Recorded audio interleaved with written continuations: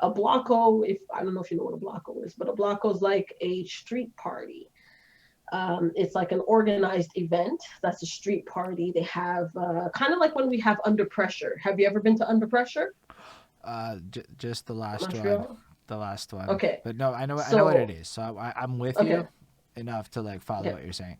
Yes. okay. So we went to a blocko, and it's a whole party. DJs are spinning, and sometimes there's more than one DJ from one end of the street to the next.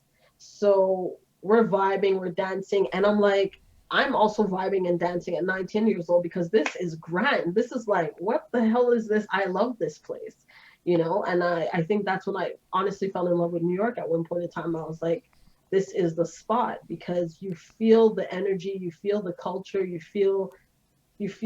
I mean, I felt at home. I felt at home, and I felt like, it was such a good time. You're hearing music that you cannot hear in Canada, in Montreal, and you're just feeling that energy, the hip hop vibe. You're seeing the clothing, you're seeing the fashion, the cross colored shirts at that time. You're seeing all kind of stuff. Like, it's crazy. It's like it was really dope. Like, just, so once again, like when I say I'm like soaked in hip hop, like I was in that experience. I was in that vibe, seeing the turntables spinning, seeing the b-boys dancing, and this is me at a young age just So witnessing this. cool. So yeah, it really was, and then my brother's just like taping everything off of the VHS because when we go back to Montreal, we want to have all the good stuff, right? So that we can play it on the VCR on repeat. Not for real. I'm following all of this. I'm processing it, but I just want you to know I'm following all of this. This is really cool. Yeah. Why it's really cool is because, yo, like, I never thought about how not available it was before this conversation. it, And it was dry. I don't think I've talked to anybody that was like, yo, I was young and I went there and I came back and it's mad different before. And like that's so like cool. But then even thinking about the smuggling of the VHS is back and all of this, that actually relates to like another interview I had where somebody was telling me that's how they got into music, was like doing that kind of shit.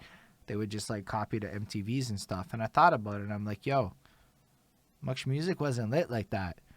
Like it really wasn't.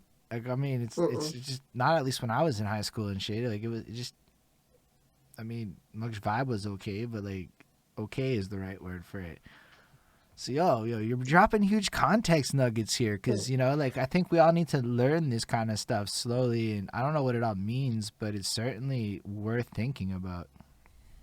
I mean, definitely worth thinking about because I remember when we came back from New York, my brother actually stayed longer because he got a contract, like he got work there to do construction or whatever at that point in time.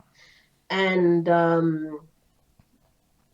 I remember coming back, putting in the tapes, and we're playing them for our friends, and our friends are like so hyped because it's like, oh my gosh, this is so cool. Like, you have such new shit.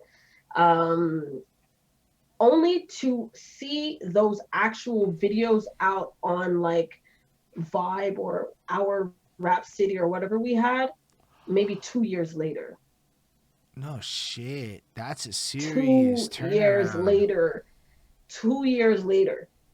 And it's like, why 2 years? This came out in so and so, like, I don't know the actual, like, I don't know when it came out, but imagine there's a time lapse from when we saw it with our own two eyes to when it's actually coming out in Montreal, and it's 2 years.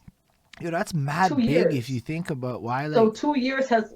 Mm-hmm. so if you think about that New York attitude of, yo, we the hot ones, we ahead of the world, and you That's think about, passe. but if you think That's of, passe. if you think about the attitude, it's probably linked to that shit, right? Because that would have been Mm-hmm. real, right? Like, even in other parts of the states and shit, it probably still took a minute to circulate.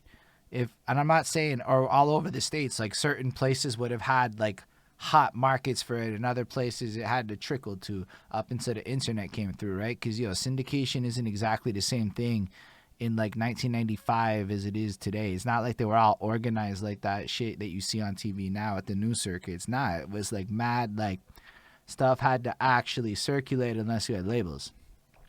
Yeah. So like that's super Yeah. nifty.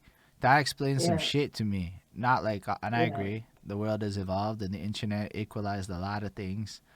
Like, cause Exactly. even when I'm like, if you think about like when we're young, albums always had a different release date than the States. Like Canada had a separate release date like the rest of the world. Now Canada gets the same thing because of the internet, and we're in the same time zones. But trust, places Yeah. with different time zones don't always get the same release dates to this day.